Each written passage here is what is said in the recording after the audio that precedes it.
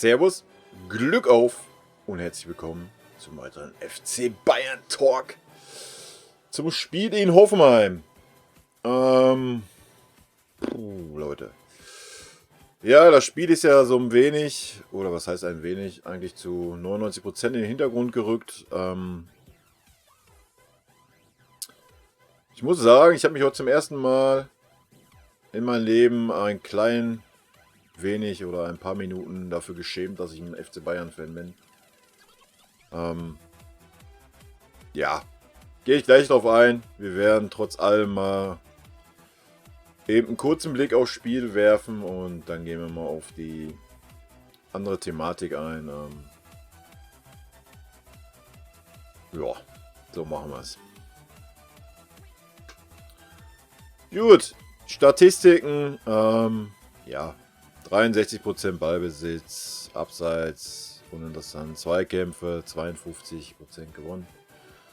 Schüsse 4:25, Schüsse aufs Tor 1:11, Ecken 1:7, Flanken 6:15. Immer in dem Hinblick, dass nur 75 Minuten gespielt wurde. Ja, wir brauchen hier gar nicht groß die Werte durchgehen.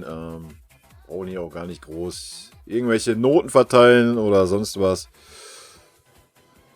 Ja, ich habe schon, also erstmal zu den 75 Minuten. Es gab keinen, der heute richtig schlecht war. Coutinho war am Anfang noch sehr fahrig. Hat er natürlich 2 Tore gemacht. Kann es natürlich jetzt auch nicht als wirklich schlecht bezeichnen. Von daher habe ich da nichts zu meckern. Der Champions League 13:0 gewonnen in Chelsea. Hat mich mein Gefühl, was ich ja damals geäußert hatte, nicht ganz so getäuscht. Weil das war auch sehr souverän, machen wir uns nichts vor. Da haben wir auch keine Minute gewackelt. Heute haben wir auch weitergespielt. Wir hatten mal 10 Minuten, wo wir so ein bisschen den Gang rausgenommen haben, aber haben immer noch weiter nach vorne gespielt. Hat mir sehr gut gefallen. Auch die Leute, die reingekommen sind, waren nahtlos im Spiel. War alles gut. Und zur Champions League. Ja, zur Champions League muss man sagen, der Einzige, der mir da ein bisschen negativ aufgefallen ist, war der Kimmich. Alle anderen habe ich da jetzt auch nicht mehr. Ich habe es jetzt nicht mehr ganz so im Kopf. Und rückt, wie gesagt, gerade auch ein bisschen im Hintergrund durch diese Scheiß-Szenen, durch diese Sachen, die jetzt da in Hoffenheim gelaufen sind. Ja, und von daher, wie gesagt, wir haben 3:0 in Chelsea gewonnen. Ich denke mir, da sind wir weiter. Da müssen wir uns nichts vormachen. Ja, Levi ist ausgefallen. Ja, wie gesagt, ich mache mir da keinen Kopf, bin ich ganz ehrlich. Ja, er ist ein Top-Stürmer, keine Frage. Aber Leute, wir haben genug Leute, die in die Spitze stoßen können, die Tore schießen können. Also für die Bundesliga, alles was da so kommt, müssen wir uns keine Sorgen machen. Ja, gegen Dortmund würde es wehtun, wenn er fehlen würde, aber ansonsten sind wir mal ehrlich, ja, haben wir auch andere Spieler, die Qualitäten haben. Vielleicht auch noch mal eine Sache zu. Ich musste extrem lachen, beziehungsweise habe ich mich auch richtig aufgeregt.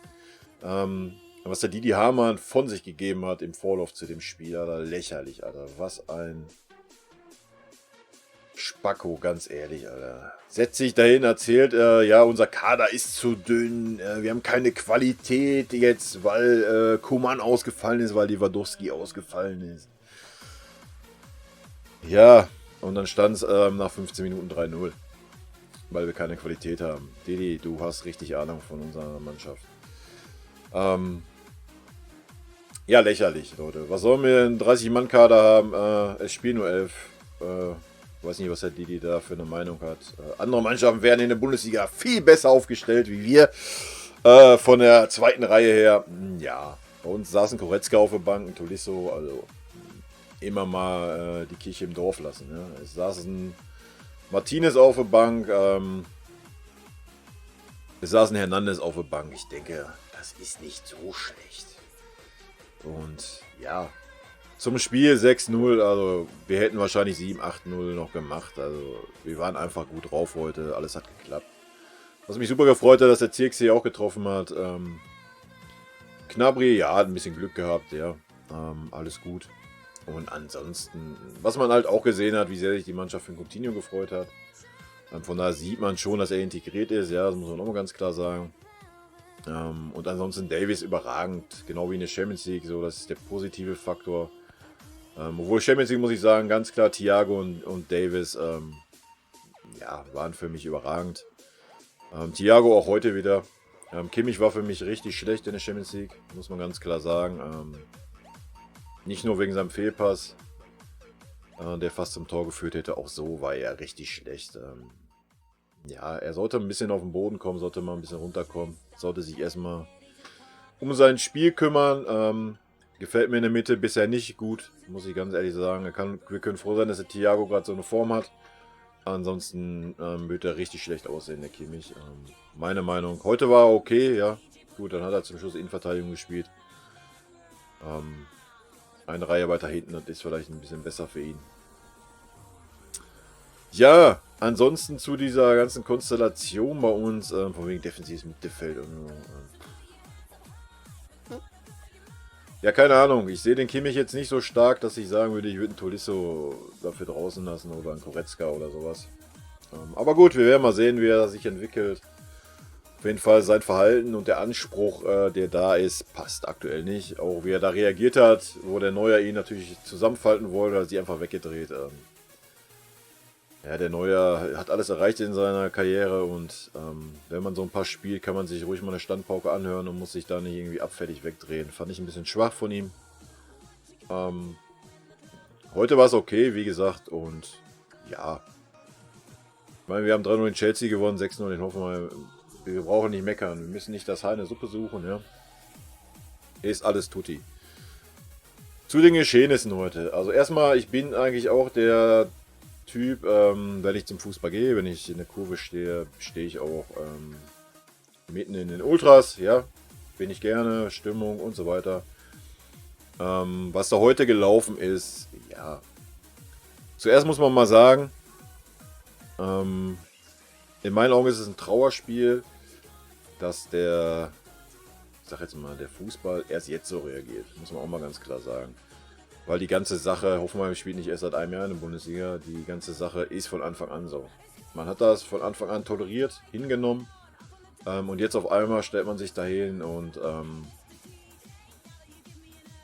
ja, fängt da an irgendwie jetzt mit Spielabbruch zu drohen und so weiter. Ja, besser spät als nie, ja, von daher, ich stehe dahinter, aber wie gesagt, man hätte die ganzen Sache genauso wie mit Rassismus im Fußball, wenn da irgendwie ja, rassistische Wörter geäußert werden, wenn da Affenlaute gemacht werden und sowas. Hätte der Fußball, der komplette Fußball, auch Champions League, Europa Cup, ist oft genug so der Fall, viel, viel eher so reagieren müssen, eingreifen müssen. Ich bin auch ein emotionaler Mensch, erst recht beim Fußball. Ich sagte auch immer, das Wort, was da heute auf dem Banner stand oder sonst was, das gehört dazu, aber man macht nicht Banner gegen einen Hop. Ja, und schon gar nicht so, als man wird damit angefangen, das waren die Zecken und ja, jetzt müssen wir Bayern Ultras auch in die Kerbe schlagen. Warum? Um dazuzugehören oder was? Lächerlich, Leute. Ganz armes Zeugnis heute. Man hat ein Spiel, was wirklich ein sehr schönes Spiel war, ein sehr geiles Spiel von unserer Seite, damit kaputt gemacht. Man hat den ganzen Nachmittag kaputt gemacht. Und das hat nichts mit Respekt oder Fan oder Ultra oder sonst was für den Verein zu tun. Das war einfach... Ja, es hat nichts damit zu tun. Gar nichts, Leute. Man hat heute unserem Verein geschadet. Ich habe mich geschämt, heute ein Bayern-Fan zu sein, ganz klar. Ja, ich habe dieselbe Meinung, ja, die wahrscheinlich auch dahinter steht. Das Konstrukt Hoffenheim ist für mich absolut fehl am Platz, hat für mich in der Bundesliga nichts zu suchen. Trotzdem würde ich mich nicht dahinstellen auf einen Herrn Hopp ja, einschlagen oder beleidigen oder sonst irgendwas. Man kann da seine Meinung zu haben, ja, logisch, klar. Wie gesagt, dass es überhaupt so weit gekommen ist für mich ganz klar der DFB und die DFL schuld. Man hätte von Anfang an knallharte Regeln haben müssen.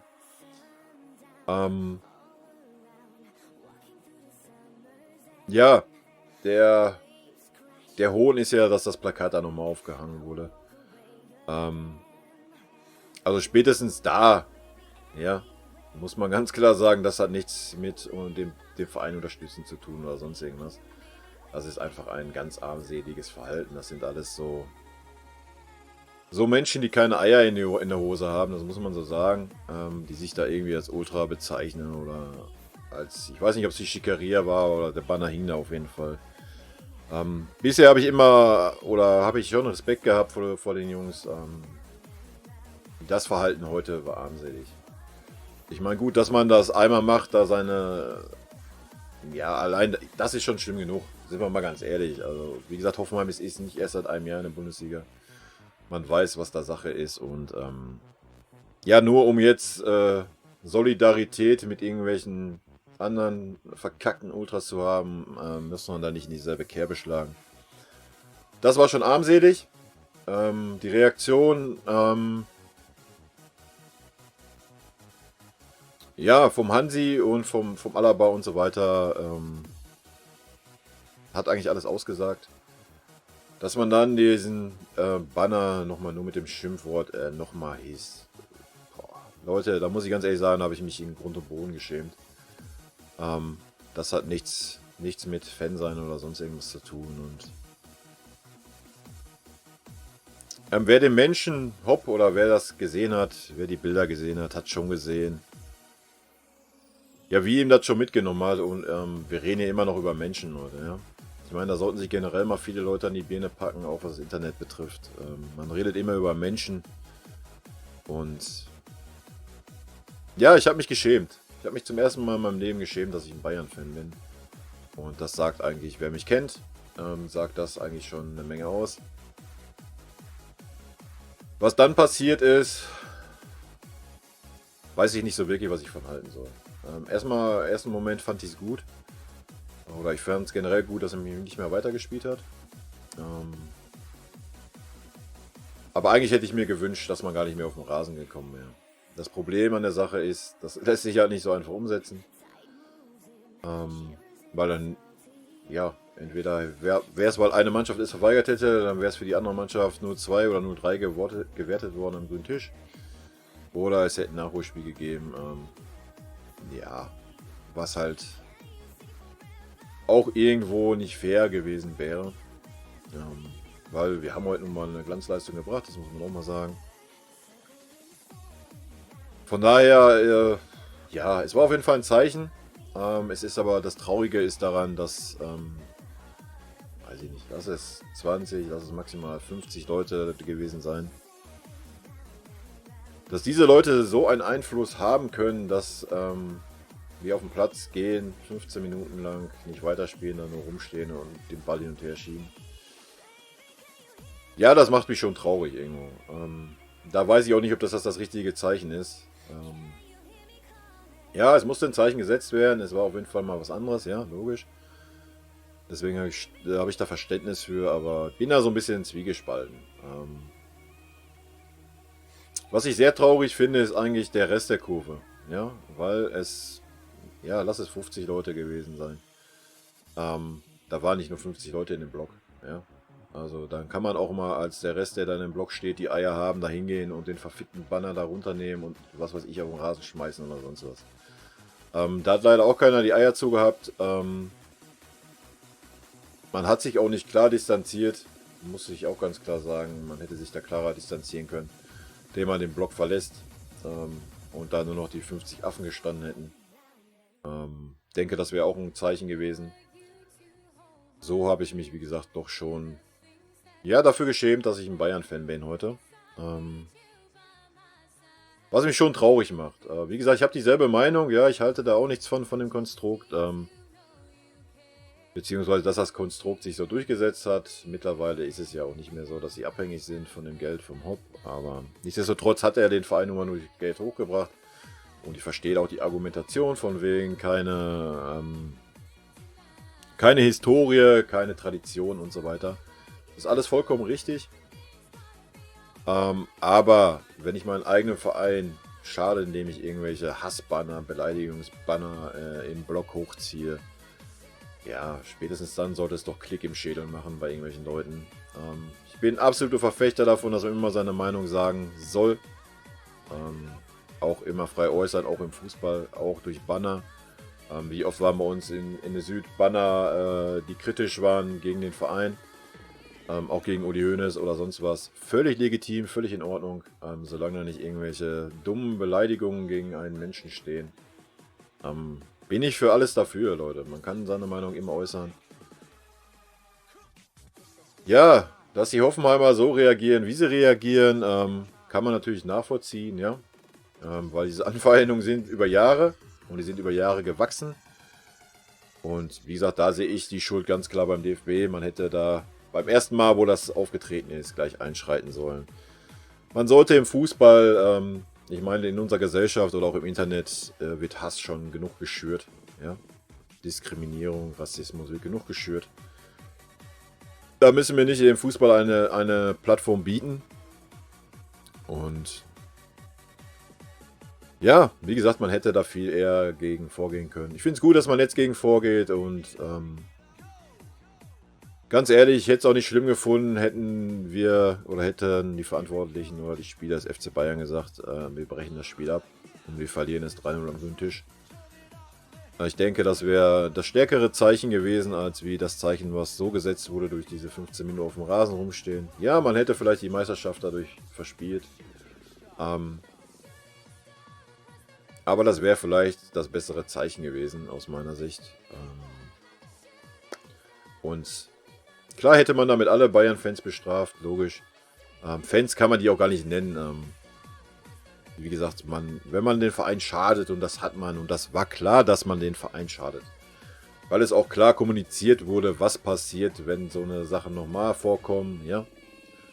Und man das dann trotzdem macht, in dieser Art, dann hat das nichts mit Ultra-Fan-Diebe, sonst irgendwas zu tun, sondern einfach nur, ja, mit armseligen Verhalten, mit Verstecken in der Masse. Ich habe da kein Verständnis für, ich distanziere mich da ganz klar von. Ich würde sogar so weit gehen zu behaupten, ich bin heißblütiger, mehr Unterstützer meines Vereins wie irgendwie so ein verkackter Ultra-Assi, der da heute in dem Block stand und da irgendwelche Banner aufgehangen hat. Wie gesagt, ich habe großen Respekt vor Ultras, die zu jedem Spiel fahren, die den Verein, die Mannschaft unterstützen.